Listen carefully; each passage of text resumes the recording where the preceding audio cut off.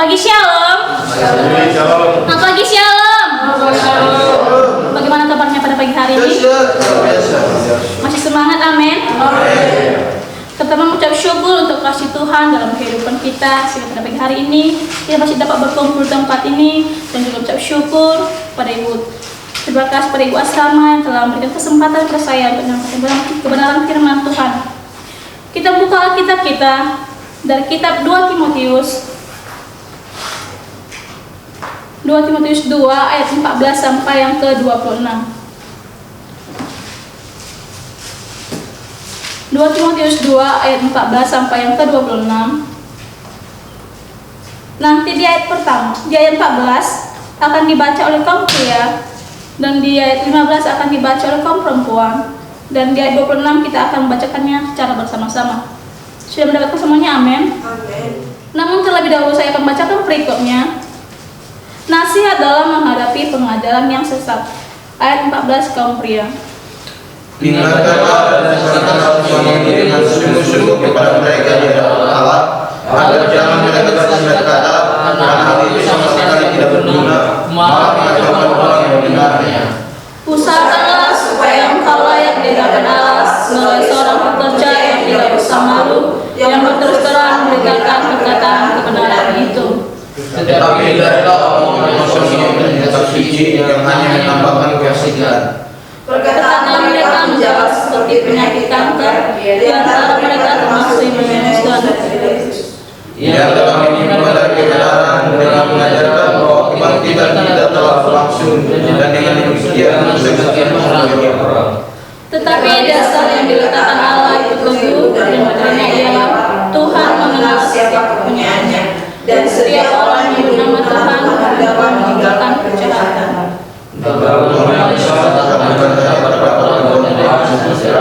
Mereka juga dari kayu dan tanah, yang pertama dipakai untuk maksud yang mulia, dan yang terakhir untuk maksud yang kurang mulia. Jika seorang menyucikan dirinya dari hal yang jahat, ia akan menjadi kerabat rumah yang maksudnya mulia. Ia dikuduskan, dipandang layak untuk bagaimana dan disediakan untuk setiap kerjaan yang mulia. Sebab itu jagalah seorang muda, kejarlah keadilan, kesetiaan, kasih dan damai sejahtera bersama-sama dengan mereka Tuhan bersekutu Tuhan Dia yang lebih. Hindarilah soal-soal yang dicari-cari, yang bodoh dan tidak layak. Engkau tahu bahwa soal-soal itu menimbulkan pertengkaran. Silakanlah Tuhan berbuat tidak boleh bertengkar, tetapi sama kepada semua orang. Ia harus dapat mengajar, sabar. Dan janganlah lembut dapat menuntun orang yang suka melawan, sebab mungkin Tuhan memberikan kesempatan kepada mereka untuk tobat dan membimbing mereka sehingga mereka mengenal kebenaran. Kita baca sama-sama. Dan jangan dibiarkan sahabat kembali kepada ajaran Indonesia mengikat mereka pada kehendaknya. Amin. Saya percaya walaupun firman Tuhan ini sudah sering kita dengar, tapi firman Tuhan selalu baru untuk memberkati setiap kehidupan kita. Amin. Amin. Tema kebenaran firman Tuhan pada pagi hari ini yaitu menjadi pekerja Kristus. Menjadi pekerja Kristus. Seperti yang terdapat di ayat 15. Usahakanlah supaya engkau layak di hadapan Allah sebagai seorang pekerja yang tidak usah malu, yang berterus terang memberitakan perkataan kebenaran itu. Jadi teman-teman kasih dalam Tuhan Yesus, pada pagi hari ini kita akan belajar dari pembacaan kita dari 2 Timotius 2 ayat 14 sampai yang ke-26, di mana kita belajar dari Timotius di dalam pelayanannya banyak sekali menghadapi suatu yang namanya persoalan. Persoalan yang tidak mudah yang dihadapinya dalam menjalani setiap pelayanannya. Dia berhadapan dengan para pengajar sesat yang suka bersilat lidah dan mengacaukan. Seperti yang terdapat di ayat 14. Untuk itu teman-teman kasih Tuhan Yesus, mulai pembacaan kita pada pagi hari ini, Rasul Paulus menasihatkan Timotius agar berusaha menjadi pekerja Kristus yang pantas, sehingga para pengajar sesat tidak menemukan celah untuk menjatuhkan Timotius. Jadi teman-teman yang kasih Tuhan Yesus, begitu pun dengan setiap kita menjadi seorang pekerja Kristus. Ada beberapa hal yang harus kita lakukan supaya kita menjadi pekerja Kristus yang layak. Yang pertama, kita harus bijak dalam perkataan. Seperti yang terdapat di ayat 14, ingatlah dan pesankanlah semuanya itu dengan sungguh-sungguh kepada mereka di hadapan Allah, agar jangan mereka bersilap kata, karena hal itu sama sekali tidak berguna, malah mengacaukan orang yang mendengarkannya. Dan di ayat 15 dikatakan, usahakan supaya engkau layak di hadapan Allah sebagai seorang pekerja yang tidak usah malu, yang berterus terang memberitakan kepada kebenaran itu. Jadi teman-teman kasih Tuhan Yesus, kalau dikatakan bijak dalam perkataan, berarti kita harus menjadi seorang pekerja Kristus yang tidak malu memberitakan kebenaran, tidak malu memberitakan kebenaran. Menjadi seorang yang sudah percaya pada Tuhan, sudah mengenal kebenaran firman Tuhan,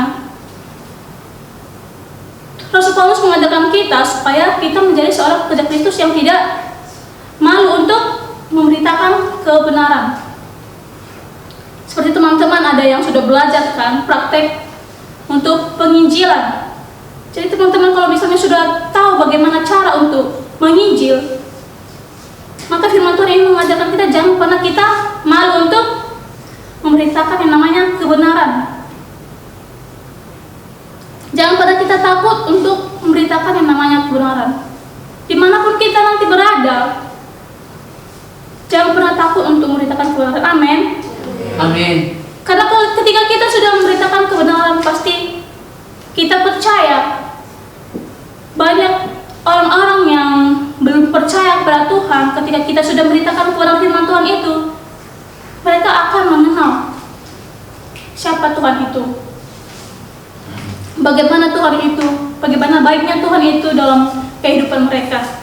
Jadi teman-teman kasih Tuhan Yesus, bila kita menjadi seorang pekerja Kristus atau pelayan Tuhan, hamba Tuhan, bila kita senantiasa jangan malu untuk memberitakan yang namanya kebenaran. Jangan pernah kita takut untuk memberitakan yang namanya kebenaran teman-teman.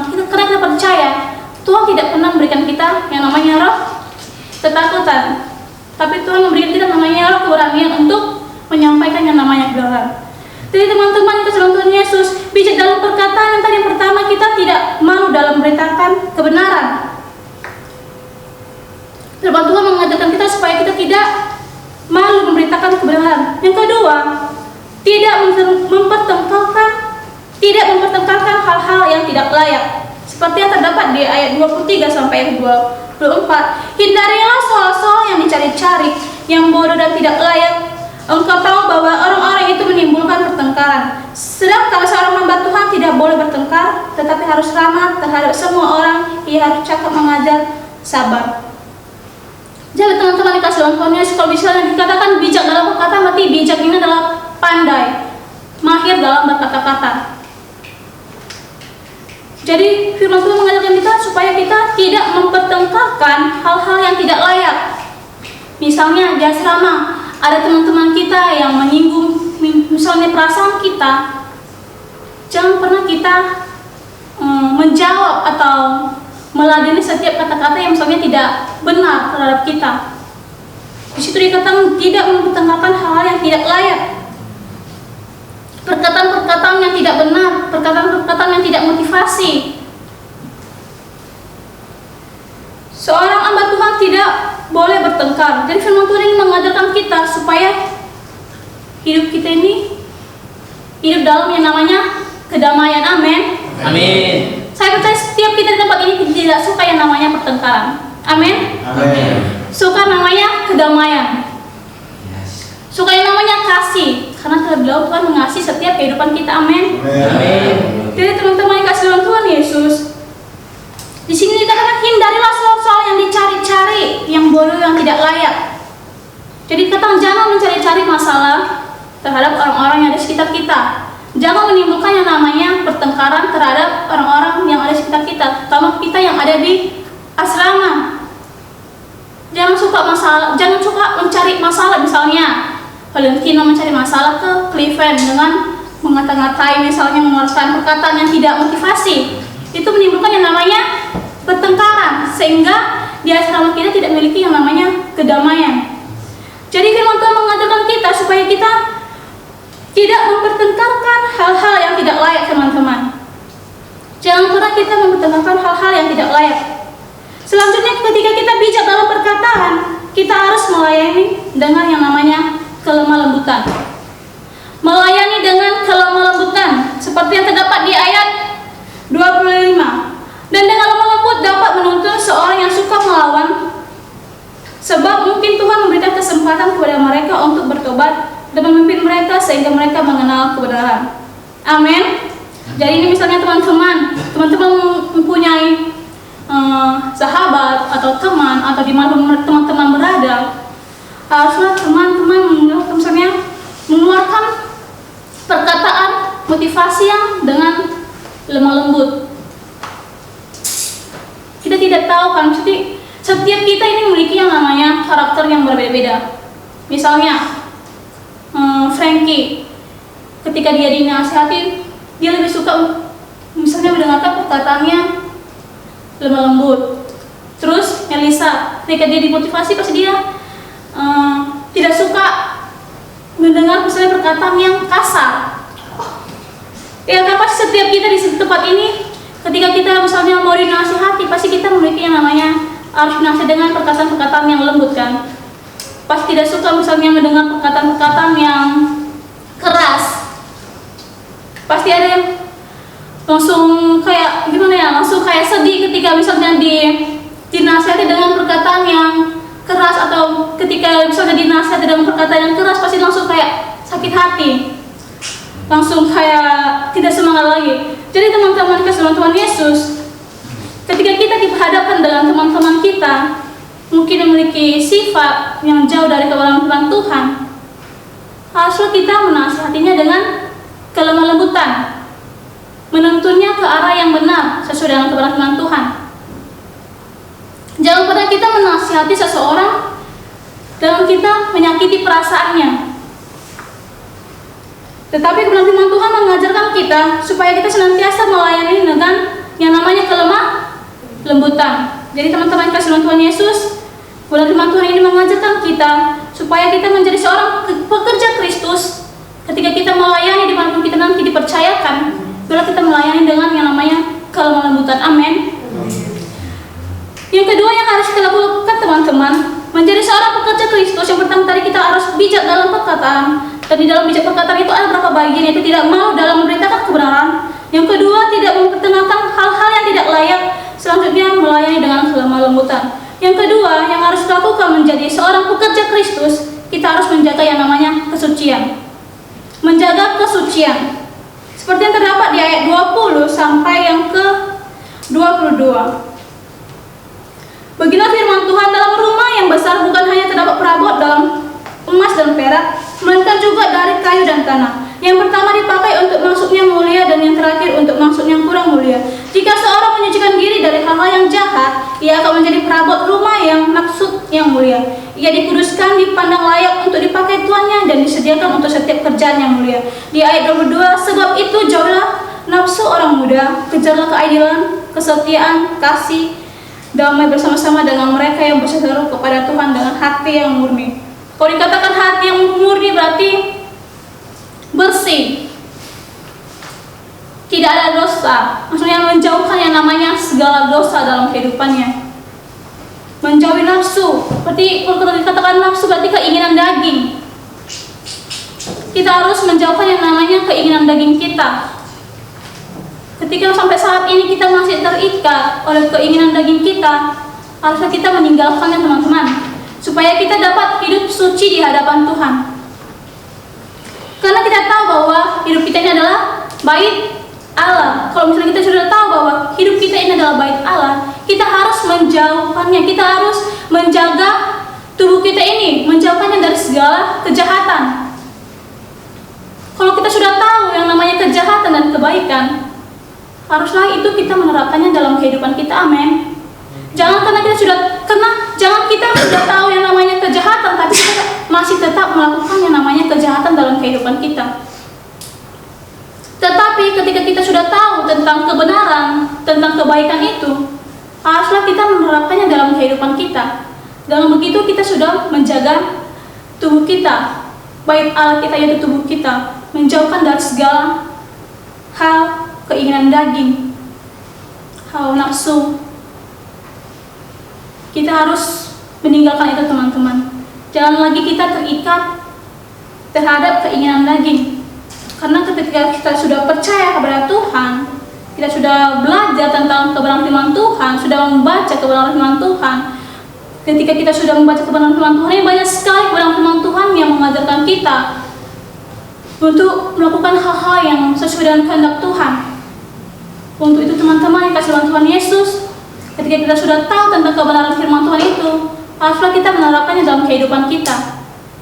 Dengan begitu kita tidak akan terikat lagi terhadap yang namanya hawa nafsu, keinginan daging. Jadi teman-teman yang kasih Tuhan Yesus, Tuhan mau supaya hidup kita ini bersih dari segala dosa, bersih dari segala keinginan daging kita. Misalnya teman-teman masih ada yang terikat, untuk saat ini kita harus meninggalkannya. Jangan pernah lagi terikat terhadap keinginan daging. Amin. Yang selanjutnya kita harus menjaga kesucian kita dengan kita menjaga yang namanya kesetiaan. Kesetiaan kita, kesetiaan terhadap Tuhan, kesetiaan terhadap membaca kebenaran firman Tuhan, kesetiaan dalam melakukan segala kebenaran firman Tuhan, setia melayani Tuhan. Setiap apapun pelayanan dipercayakan kepada kita, kita tetap setia. Setia dalam pelayanan kita. Terutama kita harus setia dalam panggilan kita. Ketika Tuhan sudah memanggil kita di tempat ini, kita harus setia. Jangan pernah kita mundur dalam panggilan kita, teman-teman. Seperti untuk teman-teman yang SMTK yang sudah selesai, ketika Tuhan sudah panggil di tempat ini, harus setia dalam panggilannya. Jangan pernah mundur, teman-teman. Amin. Amin. Jadi teman-teman sekalian Tuhan Yesus, firman Tuhan mengajarkan kita supaya kita setia dalam pelayanan kita. Setia dalam pelayanan kita. Tuhan mau setiap kita menjadi seorang hamba Tuhan yang benar-benar setia di hadapan Tuhan. Setia dalam pelayanan kita, setia dalam melakukan hal yang baik, setia dalam membaca firman Tuhan, menerapkannya dalam kehidupan kita. Biarlah firman Tuhan pada pagi hari ini mengajarkan kita ketika kita menjadi seorang pekerja Kristus, menjadi seorang pelayan Tuhan, hamba Tuhan, bila kita dapat menjadi seorang yang bijak dalam perkataan. Bijak dalam perkataan tadi ada berapa hal? Yang pertama, tidak mau dalam memberitakan kebenaran firman. Yang kedua, tidak mempertentangkan hal-hal yang tidak layak. Yang ketiga, melayani dengan kelembutan. Dan ada beberapa hal lagi. Yang kedua, kita harus menjaga yang namanya kesucian. Kita harus suci, hidup suci di hadapan Tuhan. Menjaga kesucian kita berarti kita harus menjauhkan yang namanya hawa nafsu, keinginan daging. Yang kedua, kita harus menjaga kesetiaan kita. Kita harus tetap setia, setia sampai mati, setia untuk melayani Tuhan. Amin. Biar firman Tuhan ini dapat kita terapkan dalam kehidupan kita, bila kita menjadi seorang pekerja Kristus yang benar-benar layak di hadapan Tuhan, sehingga kita tidak pernah tergoyahkan, tidak pernah termakan oleh pengajaran-pengajaran sesat yang ada di dunia ini. Karena kita tahu, kita sudah tahu tentang kebenaran firman Tuhan, kita sudah belajar tentang kebenaran firman Tuhan, sehingga pengajaran sesat yang kita temui, yang pernah kita dengar, tidak akan menggoyahkan iman kita kepada Tuhan. Amin. Amin.